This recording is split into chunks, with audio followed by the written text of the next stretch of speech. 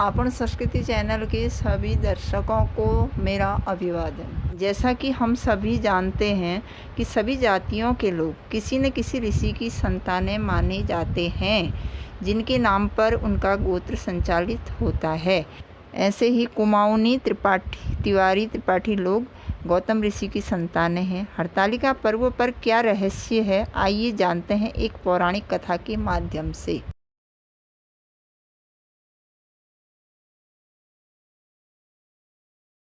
आदिकाल में अनेक ऋषि मुनि जंगलों में रहकर तपस्या साधना करते थे, जिनमें गौतम ऋषि भी शामिल थे। उनकी कठिन साधना की प्रसिद्धि काफ़ी तेज़ी से फैलने लगी, तो उनके समकक्ष ऋषिगण उनसे ईर्ष्या रखने लगे और किसी न किसी तरह उन्हें नीचा दिखाने का अवसर ढूंढने लगे। इसी क्रम में सारे ऋषि एकत्र होकर इंद्र के पास पहुँचे और उनसे कहने लगे कि गौतम ऋषि अपनी तपस्या साधना के बल पर तुम्हारा सिंहासन हथियाना चाहते हैं। उनके बहकावे में आकर इंद्र ने एक खतरनाक षड्यंत्र रचा। उसने एक वृद्ध गाय का रूप धारण किया और गौतम ऋषि की कुटिया के बाहर जाकर पौधों व फूलों को चरने शुरू कर दिया।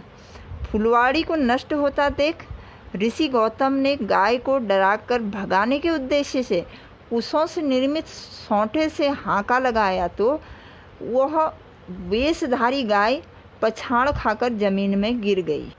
यह दृश्य दूर से देख रहे अन्य ऋषिगण तुरंत सामने आ गए और चिल्लाने लगे कि गौतम ऋषि ने गाय मार दी है, गौतम ऋषि ने गाय मार दी है, अब तो इन्हें गौहत्या का पाप लग जाएगा। ऋषि गौतम चूँकि षड्यंत्र से अनजान थे, इसलिए विचलित हो गए। फिर उन्होंने श्री शंकर जी का ध्यान किया।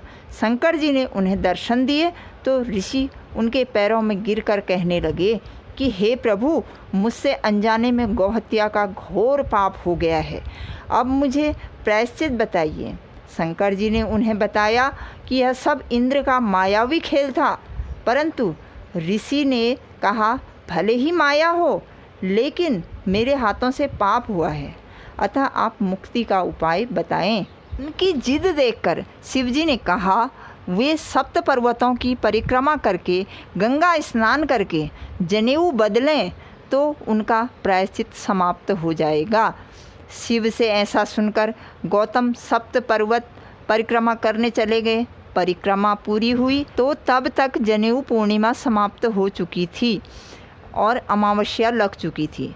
अब वे दुविधा में पड़ गए कि जनेऊ कब बदलें, तो फिर उन्होंने श्री शंकर जी का ध्यान किया। शंकर जी फिर प्रकट हुए। उन्होंने उनसे सवाल किया कि महादेव, मेरी परिक्रमा तो पूर्ण हो गई है, लेकिन जनेऊ का दिन तो चला गया। तब महादेव ने कहा अब से कुछ दिन बाद जब हस्त नक्षत्र उदय होगा तो वह दिन बहुत ही उत्तम दिन है। इसी दिन आप जनेऊ को बदल सकते हैं। अतः गौतम ऋषि ने ऐसा ही किया। इसलिए गौतम गोत्रियों द्वारा इस पर्व को हरतालिका के रूप में मनाया जाने लगा।